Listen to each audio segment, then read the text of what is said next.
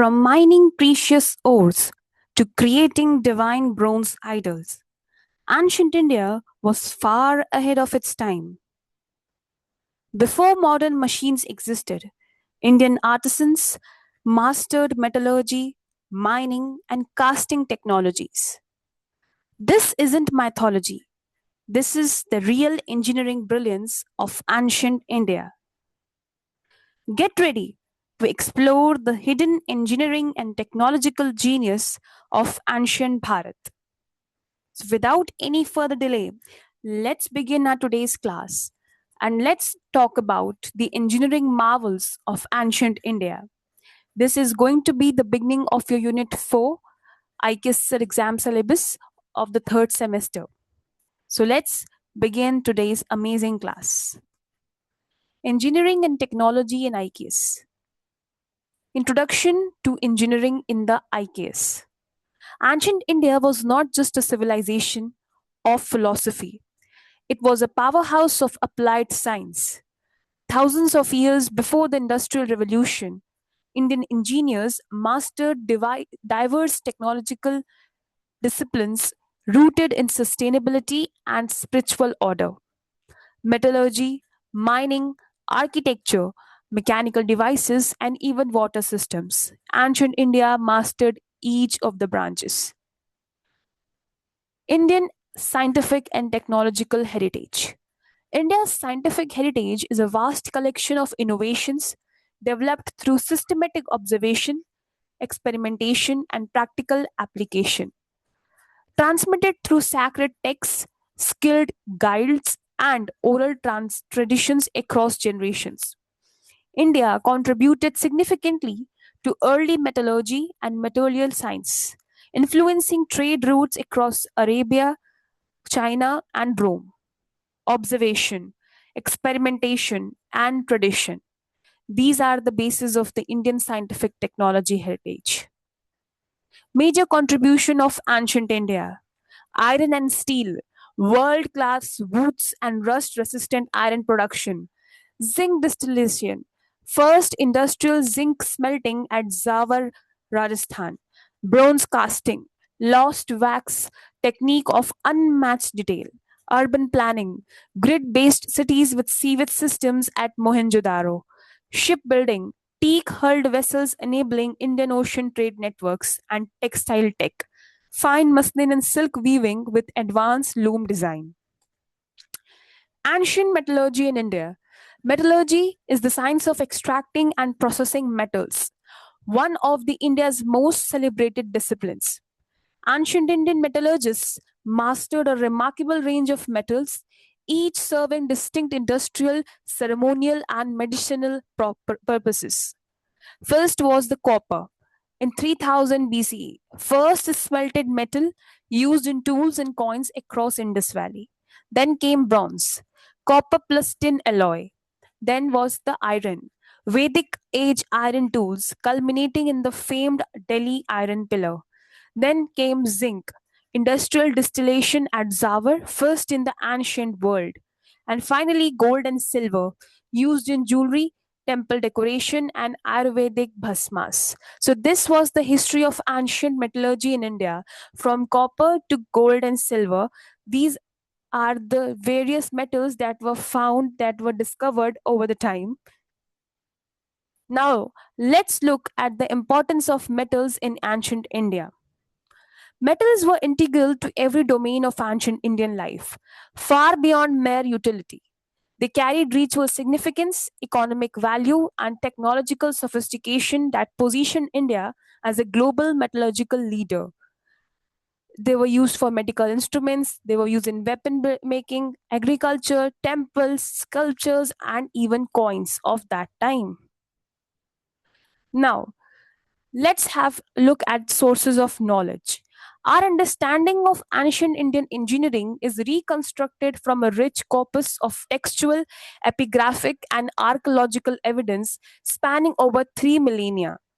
Arthashastra, Rasratna Samuchay, ancient inscriptions, and archaeological evidences are the main sources of knowledge that makes us wonder how ancient engineering was so well refined during that time.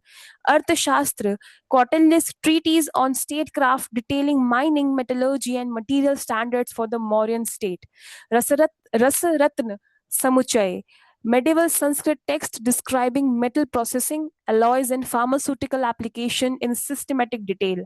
Ancient inscriptions, rock edicts, and copper plate grants recording royal patronage of crafts and metal working guilds. Archaeological evidences. Excavation at Takshila, Mohenjo-daro, and Zawar revealing smelting furnaces and refined metal artifacts. So, with proofs and with texts, we have all the history, all the proofs that Indian metallurgy, Indian engineering was so advanced even at that time when industrial revolution didn't happen. Engineering principles in metalworking, heat treatment, alloy formation, furnace engineering, and precision casting. This pipeline reflects the sophisticated sequential engineering logic applied by ancient Indian metalworkers, mirroring modern industrial metallurgy. Sustainability in ancient technology. Ancient India was all about sustainability. In each and every aspect of ancient India, we would find sustainability at heart. So, ancient Indian engineers operated on principles remarkably aligned with modern sustainability. Minimal waste, renewable inputs, and cyclical resource use were embedded in practice, not just in policy. Eco-friendly methods, reusable materials, and low waste production. In ancient Indian production, we will be able to see charcoal fuel, reusable slag, natural binders, and biodegradable waste. Whereas in modern industrial production, we use gas or coal, we use toxic byproducts, we have high carbon emission, heavy waste production for waste, and chemical additives. So these are how eventually the modern industrial production shifted from sustainability to non sustainability. Whereas in ancient India, where there were no tech, no modern tools, even at that time, sustainability was achieved. Now, to summarize Indian S&T heritage, we could say that technologically advanced India pioneered metallurgy, urban engineering, and material science millennia before the West did. Science meets spirituality. Engineering was inseparable from art and dharma. Temples and sculptures and even coins unified all the three. A global identity. Indian wood, steel, and zinc distillation shaped trade, medicine, and warfare across continents. So, as an IKS student, what are your takeaway? India's engineering legacy is not ancient history. It is foundational knowledge for modern sustainable engineering practice. Now, let's have a look at mining in ancient India. What are the types of ores that are found in India? First is the iron ore, the copper ore, the gold ore, zinc ore, and the lead ore. Major mining regions in India: Rajasthan, Bihar, Karnataka, and Odisha. If you have any idea, the largest gold mine of India is found in Karnataka, the KGF gold mine. Many of you must have watched the movie KGF that was all about the gold mine, and it is true that largest gold mine of India is found in Karnataka called KGF. Mining techniques. How ancient miners worked. Ancient Indian miners employed layered strategies to access ore deposits at varying depths, adapting their methods to local geology. Surface mining, underground mining, and fire setting are the three types how mining techniques were used. Open pit extraction, shaft and gallery excavation reaching deeper ore veins, rock faces heated with fire, then rapidly cooled with water to fracture stone. Tools of the ancient miner. At the screen, you are able to see the different tools that were used for mining: stone hammer, iron chisels, wooden supporters, and baskets and ropes. Just with these four basic tools, early mining were happening. The ore extraction process: mining, crushing, washing, smelting, and refining. These are the stages required for the ore extraction. Furnaces used in ancient smelting. Ancient Indian metallurgists developed increasingly sophisticated furnace designs to achieve sustain the high temperatures required for smelting different metals. Pit furnaces, shaft furnaces, and bellow furnaces. These are the three types of furnaces. In pit furnaces, it was simple earthen pits lined with clay. In shaft, it was tall cylindrical structures which can enable high temperature and large ore volume for iron smelting. And system was for animal hide bellow force air into furnaces. Now, what was the science behind ancient mining? Ancient miners understood basic chemistry and thermodynamics long before these disciplines had formal names. They were able to control the heat, they were able to circulate the air, and they were able to separate the materials, even without modern tools. Environmental awareness in ancient mining. Unlike today, when we are fighting for the safety of environment, safety of the pollution free environment, mining is one of the reasons why pollution, land degradation is happening today. But during ancient time, the environmental awareness was at its peak. So we were not seeing any kind of erosion, any kind of depletion, or any kind of exploitation of the nature. Contrary to assumptions about pre-modern industry, ancient Indian mining practices reflected a degree of ecological mindfulness shaped by practical necessity and cultural values tied to the natural world. Controlled mining happened. Minimum wastage was there, and localized production was used. So, these are the reasons why environmental friendly mining was happening at that time. Whereas in today's world, we are just exploiting our world, we are just exploiting our environment by doing excessive mining. So, this is the main difference between ancient India and in today's modern world. Now, to summarize the mining process, a legacy forged in the earth. Ancient India's mining tradition was far more than resource extraction. It was an organized, knowledge driven industry that sustained civilization for millennia. It was organized system, it had metallurgical foundation, it was economic engine. So these were the core components that were part of the mining process of ancient India.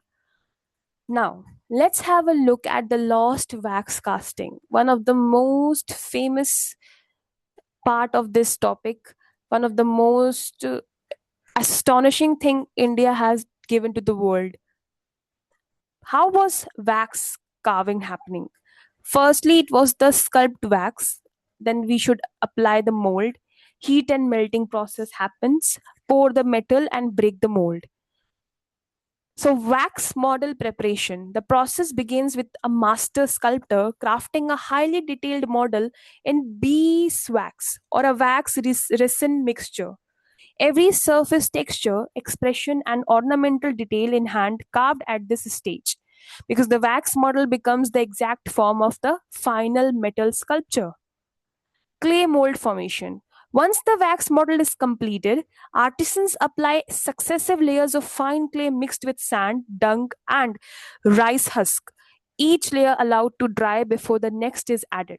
This multi layer technique creates a robust, heat resistant mold capable of withstanding the intense temperature of molten metal.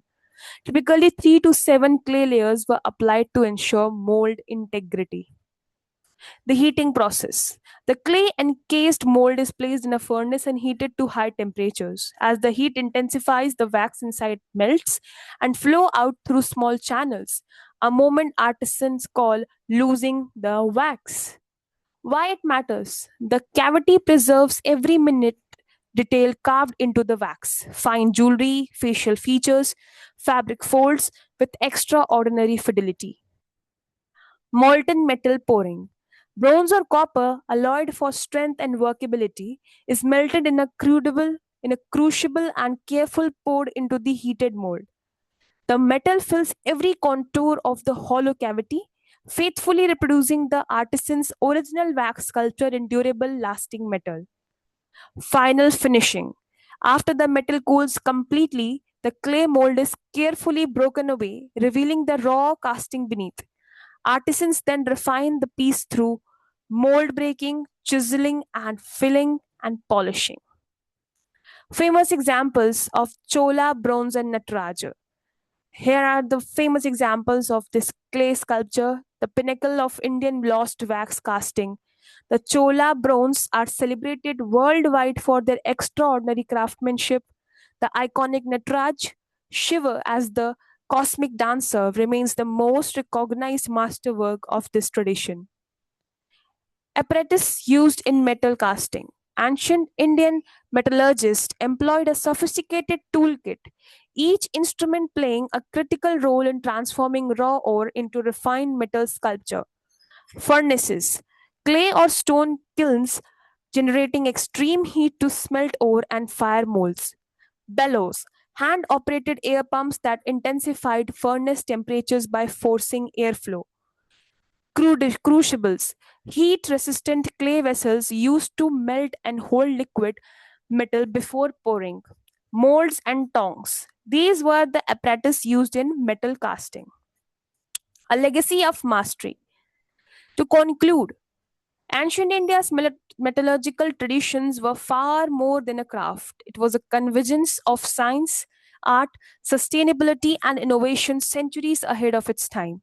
Science, art, sustainability, and innovation. It was the sum up of all these four. So that's it for today. Thank you for watching.